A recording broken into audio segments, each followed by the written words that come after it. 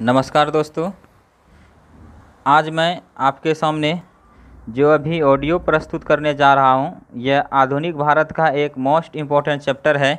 भारत में यूरोपीय व्यापारी कंपनियों का आगमन। तो इससे जो भी इम्पोर्टेंट प्रश्न बनेंगे उस प्रश्न को मैं पूछूंगा, उसके बाद उसका आप उत्तर सोचिएगा। आपको उत्तर सोचने का टाइम 10 सेकंड के आसपास दिया जाएगा। उसके बाद मैं खुद उत्तर बोल दूंगा। इसी प्रकार से जो है इस चैप्टर से रिलेटेड जितने भी प्रश्न बनेंगे सभी आपके समक्ष में प्रस्तुत करूंगा। इस प्रकार के ऑडियो बनाने का मोटो है कि आप जो है एक बार लुसेंट समान अध्ययन का अपने से स्टडी कर लीजिए, उसके बाद मेरा ऑडियो सुनिए।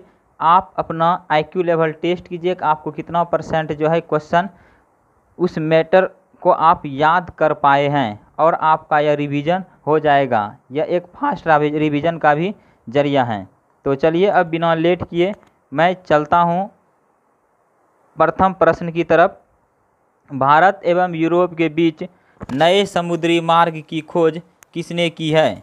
भारत एवं यूरोप के बीच नए समुद्री मार्ग की खोज किसने की है?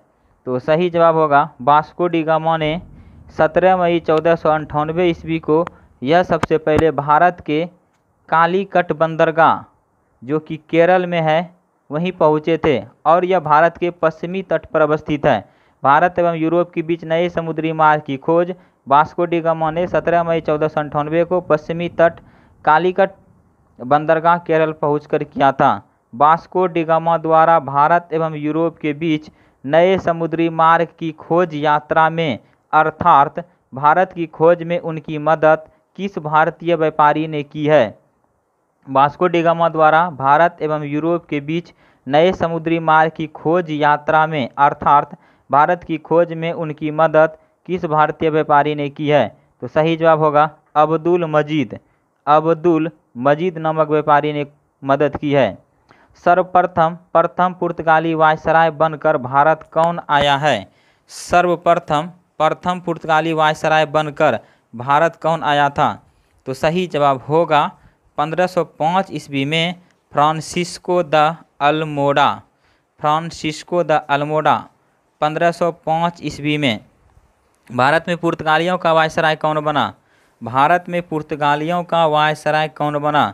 अल्फांसो द अल्बुकर्क 1509 ईस्वी में। इस दोनों प्रश्न को थोड़ा ध्यान से समझिएगा। भारत आने वाला प्रथम पुर्तगाली वायसराय फ्रांसिस्को द अल्मोड़ा है जो कि 1505 में भारत आया था, और भारत में ही पुर्तगालियों का वायसराय बना है 1509 ईस्वी में Alfonso de Albuquerque. Alfonso de Albuquerque ने गोवा को कब एवं किनसे जीता? अल्फांसो द अल्बुकर्क ने गोवा को कब एवं किनसे जीता? तो सही जवाब होगा 1510 में बीजापुर के यूसुफ आदिल शाह से। 1510 में बीजापुर के यूसुफ आदिल शाह से। पुर्तगालियों ने अपनी पहली व्यापारी कोठी कहाँ खोली? पुर्तगालियों ने अपनी पहली व्यापारी कोठी कहाँ खोली? सही जवाब होगा कोचीन सही जवाब होगा। दक्षिणी पूर्वी तट पर पुर्तगालियों की एकमात्र बस्ती का नाम क्या है? भारत के दक्षिणी पूर्वी तट पर स्थित पुर्तगालियों की एकमात्र बस्ती का नाम क्या है? सही जवाब होगा सन थोमे। पुर्तगालियों के बाद भारत कौन आए थे? डच लोग जो कि 1596 में आए थे। पुर्तगालियों के बाद भारत कौन आए थे? डच लोग 1596 में।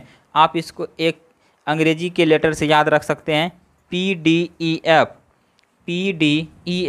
P मतलब पुर्तगाली, D मतलब डच, E मतलब अंग्रेज, F मतलब फ्रांसीसी।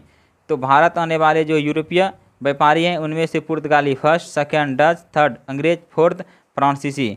पहला डच यात्री कौन था और यह सर्वप्रथम भारत के किस स्थान पर पहुंचा था? पहला डच यात्री कौन था और यह सर्वप्रथम भारत के किस स्थान पर पहुंचा था? तो सही जवाब होगा कार्नेलियन वाउटमैन 1596 में भारत पहुंचा था और भारत के पूर्व सुमात्रा द्वीप पर सबसे पहले पहुंचा था। पहला डच यात्री कौन था और यह सर्वप्रथम भारत के किस स्थान पर पहुंचा था? कार्नेलियन वाउटमैन 1596 में भारत के पूर्व सुमात्रा द्वीप पर। डचों ने भारत में अपनी प्रथम व्यापारिक कोठी कहाँ स्थापित की थी? डचों ने भारत में अपनी प्रथम व्यापारिक कोठी कहाँ स्थापित की थी? मसूलीपट्टनम में 1605 ईस्वी में। और यह मसूलीपट्टनम प्रेजेंट टाइम में आंध्र प्रदेश के कृष्णा जिला में अवस्थित है। डचों ने भारत में अपनी प्रथम व्यापारिक कोठी कहाँ स्थापित की थी? मसूलीपट्टनम 1605 में, आंध्र प्रदेश के कृष्णा जिला में यह अभी अवस्थित है। और पुर्तगालियों ने अपनी पहली व्यापारिक कोठी कोचीन में स्थापित की थी और डचों ने मसूलीपट्टनम में। डचों की दूसरी व्यापारिक कोठी कहाँ थी?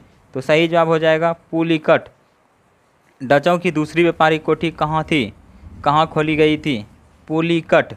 डचों ने अपने स्वर्ण सिक्के पैगोडा को कहाँ ढाला और उस स्थान को ही समस्त गतिविधियों का केंद्र बनाया? डचों ने अपने स्वर्ण सिक्के पैगोडा को कहाँ ढाला और उस स्थान को ही समस्त गतिविधियों का केंद्र बनाया? सही जवाब हो जाएगा पुलिकट। डचों की जो दूसरी व्यापारिक कोठी पुलिकट है, वहीं जो है स्वर्ण सिक्के पैगोडा को डाला और उसी स्थान को डचों ने अपने समस्त गतिविधियों का केंद्र बना लिया। भारत में प्रथम बार औद्योगिक वेतनभोगी किस यूरोपीय कंपनियों ने रखे हैं? भारत में प्रथम बार सर्वप्रथम औद्योगिक वेतनभोगी किस यूरोपीय कंपनियों ने रखा था?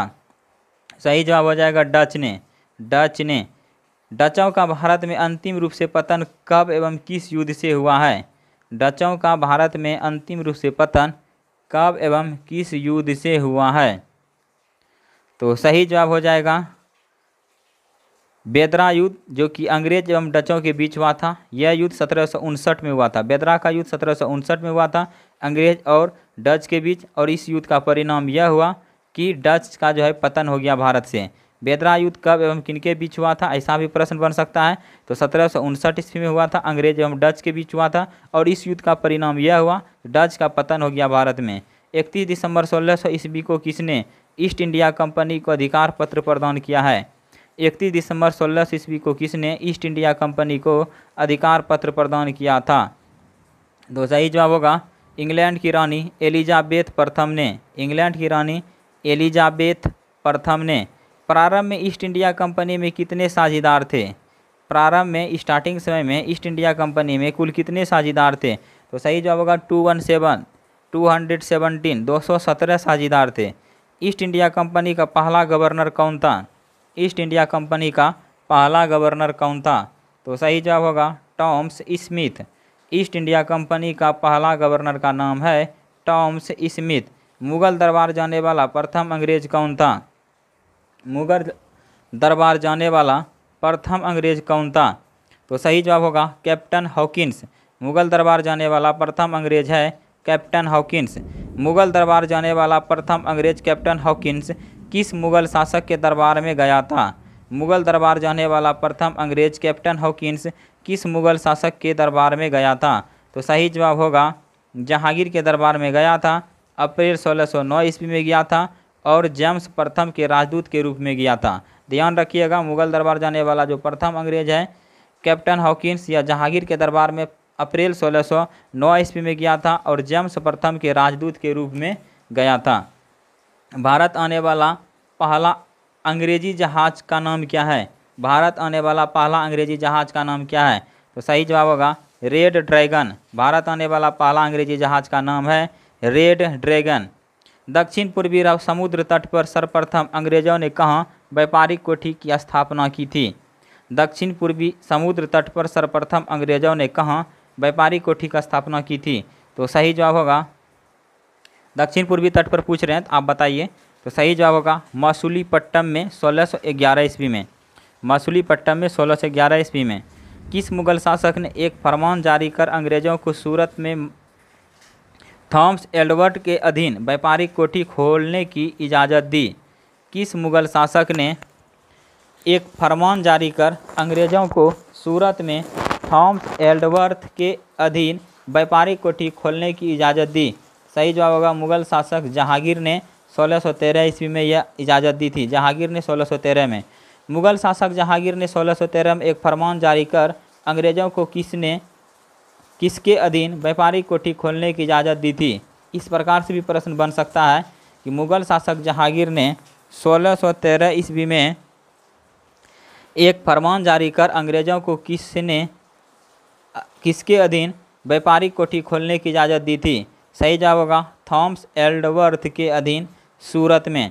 भारत के पूर्वी तट पर अंग्रेजों ने अपना प्रथम व्यापारिक कोठी कहाँ खोला था? तो सही जवाब होगा मसूलीपट्टनम में 1611 ईस्वी में। भारत के दक्षिण पूर्वी तट पर अंग्रेजों ने अपना प्रथम व्यापारिक कोठी कहाँ खोला था? तो मसूलीपट्टनम में 1611 ईस्वी में, जहाँ डच ने अपना प्रथम व्यापारिक कोठी बनाया था। सेकंड है, अगला प्रश्न है, भारत के पश्चिमी तट पर अंग्रेजों ने अपना पहला व्यापारिक कोठी कहाँ खोला था? पश्चिमी तट पर, तो सही जवाब होगा सूरत 1613 ईस्वी में। सूरत 1613 ईस्वी में। पहली बार भारत में कहाँ अंग्रेजों द्वारा व्यापारिक कोठी स्थापित करने का प्रयास किया गया था? ऐसा आपको याद रखना है कि भारत में पूर्वी तट पर सबसे पहले अंग्रेजों ने 1611 में मसूलीपट्टनम में अपना व्यापारिक कोठी खोला था, लेकिन पश्चिमी तट पर सूरत में 1613 ईस्वी में। लेकिन इन दोनों से पहले जो है अंग्रेज ने भारत में सबसे पहले 1608 ईस्वी में सूरत में अपना व्यापारिक कोठी खोलने का प्रयास किया था। 1615 ईस्वी में सम्राट जेम्स प्रथम ने किन्हें अपना राजदूत बनाकर मुगल सम्राट जहांगीर के दरबार में भेजा था? अगला प्रश्न है, 1615 में सम्राट जेम्स प्रथम ने किन्हें अपना राजदूत बनाकर मुगल सम्राट जहांगीर के दरबार में भेजा था? सही जवाब होगा sir Thomas Roe. Sir Thomas Roe 1615 में भेजा था और फरवरी 1919 ईस्वी तक भारत में रहा था। टॉमस रो अंग्रेज़ों के लिए किन मुगल शासक से कुछ व्यापारिक छूट प्रदान करने में सफलता प्राप्त की? टॉमस रो जो कि एक अंग्रेजी राजदूत था, जेम्स प्रथम का अंग्रेजी राजदूत टॉमस रो अंग्रेज़ों के लिए किन मुगल सम्राट से कुछ व्यापारिक छूट प्रदान करने में सफलता प्राप्त की? सही जवाब होगा जहांगीर एवं खुर्रम। खुर्रम का एक मतलब है शाहजहां। जहांगीर एवं शाहजहां से। गोलकुंडा के सुल्तान ने अंग्रेज़ों को कब एक सुनहला फरमान दिया, जिसके अनुसार अंग्रेज सुल्तान को 500 पैगोटा वार्षिक कर देकर गोलकुंडा राज के बंदरगाह पर स्वतंत्रतापूर्वक व्यापार कर सकते थे? गोलकुंडा के सुल्तान ने अंग्रेज़ों को कब एक सुनहला फरमान दिया, जिसके अनुसार अंग्रेज सुल्तान को 500 पैगोटा वार्षिक कर देकर गोलकुंडा राज के बंदरगाह पर स्वतंत्रतापूर्वक व्यापार कर सकते थे? सही जवाब होगा 1632 ईस्वी में ऐसा हुआ है। 1632 में अंग्रेज फ्रांसिस डे ने किनसे मद्रास पट्टे पर लिया, जहां उसने एक किलाबंद कोठी का निर्माण किया? अंग्रेज फ्रांसिस डे ने किनसे मद्रास पट्टे पर लिया, जहां उसने एक किलाबंद कोठी का निर्माण किया? सही जवाब होगा चंद्रगिरी के राजा से 1639 में। चंद्रगिरी के राजा से 1639 में। 1639 में अंग्रेज फ्रांसिस डे ने चंद्रगिरी के राजा से मद्रास पट्टे पर लिया एवं वहीं एक किलाबंद कोठी का निर्माण किया। इस किलाबंद कोठी का नाम क्या रखा? तो सही जवाब हो जाएगा, एक बार और बोलते हैं, 1639 में अंग्रेज फ्रांसिस डे ने चंद्रगिरी के राजा से मद्रास पट्टे पर लिया एवं वहीं एक किलाबंद कोठी का निर्माण किया। इस किलाबंद कोठी का नाम क्या रखा? तो सही जवाब होगा Fort Saint George. Fort Saint George. यही कोठी आगे चल करके यानी यही कोठी कालांतर में कोरोमंडल तट पर अंग्रेजी मुख्यालय बना। 1661 में पुर्तगाली राजकुमारी कैथरीन ऑफ ब्रेगेंजा एवं ब्रिटेन के राजकुमार चार्ल्स द्वितीय का विवाह हुआ। इस अवसर पर दहेज के रूप में पुर्तगालियों को कौन सा भारतीय शहर प्रदान किया गया था? बहुत इंपॉर्टेंट प्रश्न है। 1661 में पुर्तगाली राजकुमारी कैथरीन ऑफ ब्रेगेंजा एवं ब्रिटेन के राजकुमार चार्ल्स द्वितीय का विवाह हुआ। इस अवसर पर दहेज के रूप में पुर्तगालियों को कौन सा भारतीय शहर प्रदान किया गया था? सही जवाब होगा बम्बई शहर। बम्बई शहर सही जवाब होगा। दहेज के रूप में प्राप्त बम्बई शहर को चार्ल्स द्वितीय ने कितने वार्षिक किराया पर ईस्ट इंडिया कंपनी को दे दिया? दहेज के रूप में प्राप्त बम्बई शहर को चार्ल्स द्वितीय ने कितने वार्षिक किराया पर ईस्ट इंडिया कंपनी को दे दिया? तो सही जवाब होगा 10 पाउंड के वार्षिक किराया पर 1668 ईस्वी में। 10 पाउंड के वार्षिक किराया पर 1668 ईस्वी में। अंग्रेजों ने पश्चिमी तट का मुख्यालय सूरत से हटाकर बम्बई कब बनाया? अंग्रेजों ने पश्चिमी तट का मुख्यालय सूरत से हटाकर बम्बई कब बनाया? सही जवाब होगा 1687 ईस्वी में। 1687 ईस्वी में। बम्बई शहर की स्थापना किसने की है? तो गेराल्ड ऑन्गियर ने स्थापना की है। बम्बई शहर की स्थापना किसने की है? गेराल्ड ऑन्गियर ने। अब बात हुई है गेराल्ड ऑन्गियर की, तो यह कौन है? तो सूरत का यह प्रेसिडेंट था एवं बम्बई का गवर्नर था, जो कि यह इस पद पर 1669 से 1677 ईस्वी तक बना रहा था। बंगाल के किस शासक ने सर्वप्रथम अंग्रेजों को व्यापारिक छूट प्रदान की थी? बंगाल के किस शासक ने सर्वप्रथम अंग्रेजों को व्यापारिक छूट प्रदान की थी? सही जवाब होगा शाह सूजा ने 1651 ईस्वी में। ध्यान रखिएगा, यदि मुगल शासक के बारे में पूछा जाएगा किसने अंग्रेजों को व्यापारिक छूट प्रदान की थी, तो सही जवाब होगा जहांगीर और खुर्रम। और बंगाल का शासक का नाम पूछा जाएगा अंग्रेज को व्यापारिक छूट प्रदान करने में, तो सही जवाब होगा शाह सूजा ने 1651 में। बंगाल के शासक शाह सूजा ने सर्वप्रथम 1651 में अंग्रेजों को व्यापारिक छूट की अनुमति प्रदान की। इस अनुमति को क्या कहते थे? बंगाल के शासक शाह सूजा ने सर्वप्रथम 1651 में अंग्रेजों को व्यापारिक छूट की अनुमति प्रदान की। इस अनुमति को क्या कहते थे? सही जवाब होगा निशान। 1698 में अंग्रेजी ईस्ट इंडिया कंपनी ने कौन से 3 गांव की जमींदारी 1200 रुपये भुगतान कर प्राप्त की और यहां पर फोर्ट विलियम का निर्माण किया? बहुत इंपॉर्टेंट प्रश्न है। 1698 में अंग्रेजी ईस्ट इंडिया कंपनी ने कौन से 3 गांव की जमींदारी 1200 रुपये भुगतान कर प्राप्त की और यहाँ पर फोर्ट विलियम का निर्माण किया? सही जवाब होगा सूतानुती, कालीकट एवं गोविंदपुर। सूतानुती, कालीकट एवं गोविंदपुर को जो है 1200 रुपये के पट्टे पर लगा दिया और यहीं पर जो है इस तीनों गांव में जो है फोर्ट विलियम का निर्माण किया। फोर्ट विलियम के प्रथम प्रेसिडेंट कौन बने? चार्ल्स आयर। फोर्ट विलियम के प्रथम प्रेसिडेंट कौन बने? Charles Eyre. कालांतर में फोर्ट विलियम की कलकत्ता नगर कहलाया। कालांतर में फोर्ट विलियम ही कलकत्ता नगर कहलाया। इसकी नींव किसने रखी थी? तो सही जवाब होगा जॉर्ज चारनॉक। सीधा सा प्रश्न है, कलकत्ता नगर की नींव किसने रखी थी? तो जॉर्ज चारनॉक। भारत में फ्रांसीसियों की प्रथम कोठी कहाँ स्थापित की गई थी? भारत में फ्रांसीसियों की प्रथम कोठी कहाँ स्थापित की गई थी?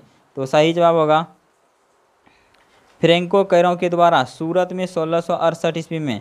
सूरत में 1668 ईस्वी में भारत में फ्रांसीसियों की प्रथम कोठी कहाँ स्थापित किया गया था?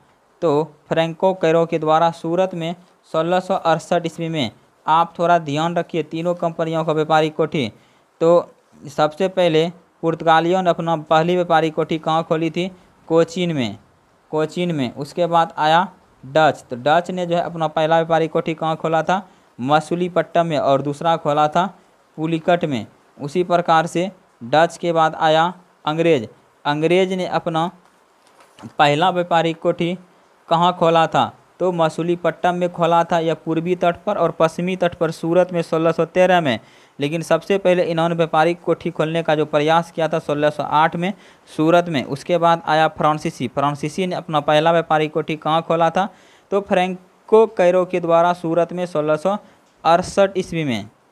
1674 में फ्रांसीसी कंपनी के निदेशक फ्रैंकिस मार्टिन ने किनसे पुदुचेरी नामक एक गांव प्राप्त किया, जो कालांतर में पौंडीचेरी के नाम से जाना गया? 1674 में फ्रांसीसी कंपनी के निदेशक फ्रैंकिस मार्टिन ने किनसे पुदुचेरी नामक एक गांव प्राप्त किया, जो कालांतर में पौंडीचेरी के नाम से जाना गया? तो सही जवाब होगा वाली कोंडापुर के सूबेदार शेर खां लोधी से। वाली कोंडापुर के सूबेदार शेर खां लोधी से। प्रथम कर्नाटक युद्ध की अवधि क्या है और यह युद्ध किस युद्ध से प्रभावित था? प्रथम कर्नाटक युद्ध की अवधि क्या है और यह युद्ध किस युद्ध से प्रभावित था? सही जवाब होगा ऑस्ट्रिया के उत्तराधिकार युद्ध से प्रभावित था। और प्रथम कर्नाटक युद्ध 1746 से 1748 ईस्वी तक लड़ा गया था। प्रथम कर्नाटक युद्ध ऑस्ट्रिया के उत्तराधिकार युद्ध से प्रभावित था और यह युद्ध 1746 से 1748 ईस्वी तक लड़ा गया था। ऑस्ट्रिया का उत्तराधिकार युद्ध किस संधि द्वारा समाप्त हुआ? ऑस्ट्रिया का उत्तराधिकार युद्ध किस संधि द्वारा समाप्त हुआ? तो सही जवाब होगा एला सापल की संधि 1748 में। ऑस्ट्रिया का उत्तराधिकार युद्ध किस संधि द्वारा समाप्त हुआ? एला सापल की संधि 1748 में। और प्रथम कर्नाटक युद्ध भी इसी संधि द्वारा समाप्त हुआ था, क्योंकि प्रथम कर्नाटक युद्ध जो ऑस्ट्रिया के युद्ध से प्रभावित था। दूसरा कर्नाटक युद्ध की अवधि क्या है और इसका परिणाम क्या हुआ? तो दूसरा कर्नाटक युद्ध का अवधि क्या है और इसका परिणाम क्या हुआ? तो दूसरा कर्नाटक युद्ध की अवधि 1749 से 1754 ईस्वी तक है, यानी 1749 से 1754 ईस्वी तक दूसरा कर्नाटक युद्ध लड़ा गया था। और इस युद्ध का परिणाम यह हुआ फ्रांसीसी गवर्नर डुप्ले की पराजय हो गई दूसरा कर्नाटक युद्ध में। तो ऐसा भी प्रश्न बनता है कि किस कर्नाटक युद्ध में फ्रांसीसी गवर्नर डुप्ले की हार हुई? तो दूसरा कर्नाटक युद्ध में। दूसरा कर्नाटक युद्ध जो कि 1749 से 1754 ईस्वी तक चला था में फ्रांसीसी गवर्नर डुप्ले की हार के बाद कौन भारत में अगला फ्रांसीसी गवर्नर बना? तो सही जवाब होगा गोडेहू। आपको याद रखना है, जब फ्रांसीसी गवर्नर डुप्ले का हार हो गया दूसरा कर्नाटक युद्ध में, उसके स्थान पे जो है उनके हार के बाद भारत में फ्रांस का गवर्नर कौन बना? तो सही जवाब होगा गोडेहू। दूसरा कर्नाटक युद्ध 1749 से 1754 की अवधि तक चला था। यह युद्ध किस संधि द्वारा समाप्त हुआ? दूसरा कर्नाटक युद्ध जो कि 1749 से 1754 ईस्वी तक चला था, यह युद्ध किस संधि द्वारा समाप्त हुआ? सही जवाब होगा पांडिचेरी की संधि, जनवरी 1755 ईस्वी में समाप्त हुआ। पांडिचेरी की संधि जनवरी 1755 में। कर्नाटक का तीसरा युद्ध 1756 से 1763 ईस्वी तक चला था। यह युद्ध किस युद्ध का एक अंश माना जाता है? कर्नाटक का जो तीसरा युद्ध हुआ था 1756 से 1763 ईस्वी के बीच, यह युद्ध किस युद्ध का अंश माना जाता है? सही जवाब होगा सप्तवर्षीय युद्ध, जो कि इंग्लैंड और फ्रांस के बीच हुआ था, 1756 ईस्वी में हुआ था। कर्नाटक का तीसरा युद्ध 1756 से 1763 ईस्वी तक चला था। तो इस युद्ध का समापन किस संधि द्वारा समाप्त हुआ था? कर्नाटक का तीसरा युद्ध का समापन किस संधि द्वारा हुआ था? तो पेरिस की संधि। पेरिस की संधि। वांडीवास की लड़ाई किनके किनके बीच हुआ था? वांडीवास की लड़ाई किनके किनके बीच हुआ था? सही जवाब होगा अंग्रेज एवं फ्रांसीसी। अंग्रेज एवं फ्रांसीसी 1760 में हुआ था वांडीवास की लड़ाई। वांडीवास की लड़ाई में अंग्रेजी सेना का नेतृत्व किसने किया था? सर आयर क्रूट। सर आयर क्रूट। वांडीवास की लड़ाई में अंग्रेजी सेना का नेतृत्व किसने किया था? सर आयर क्रूट। अंग्रेजों ने पांडिचेरी को फ्रांसीसी से कब छीना? अंग्रेजों ने पांडिचेरी को फ्रांसीसी से कब छीना? तो 1761 ईस्वी में। किस संधि द्वारा अंग्रेजों ने चंद्रनगर को छोड़कर शेष अन्य प्रदेश फ्रांसीसी को लौटा दिया, जो 1749 तक फ्रांसीसी कब्जे में था? तो सही जवाब होगा पेरिस की संधि 1763 में। किस संधि द्वारा अंग्रेजों ने चंद्रनगर को छोड़कर शेष अन्य प्रदेश फ्रांसीसी को लौटा दिया, जो 1749 तक फ्रांसीसी कब्जे में था? तो पेरिस की संधि 1763 में। और यह सभी प्रदेश जो है भारत की आज़ादी तक फ्रांसीसी कब्जे में था। जब भारत आज़ाद हो गया तो फ्रांसीसी ने यह सभी प्रदेश जो है किसको लौटा दिया? भारत को लौटा दिया। चंद्रनगर, यनाम और पांडिचेरी वगैरह सब। अब चलते हैं इस चैप्टर से रिलेटेड जो डाटा है।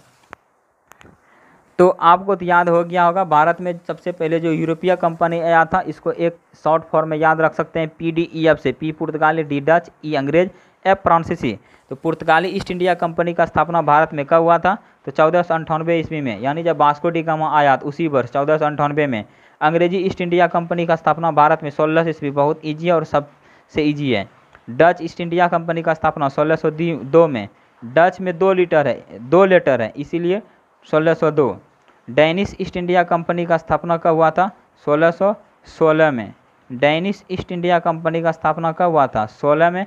फ्रांसीसी ईस्ट इंडिया कंपनी का स्थापना कब हुआ था? 64 में, 1664 में। और स्वीडिश ईस्ट इंडिया कंपनी का स्थापना कब हुआ था? 1731 में। एक बार और देख लीजिए, पुर्तगाली ईस्ट इंडिया कंपनी का स्थापना 1498, अंग्रेजी ईस्ट इंडिया कंपनी का स्थापना 1600, डच ईस्ट इंडिया कंपनी का स्थापना 1602, डेनिश ईस्ट इंडिया कंपनी का स्थापना 1616, फ्रांसीसी ईस्ट इंडिया कंपनी का स्थापना 1664, स्वीडिश ईस्ट इंडिया कंपनी का स्थापना 1731।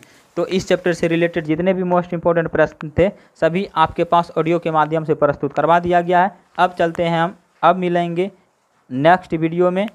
आज के लिए इतना है। जय हिंद, जय भारत।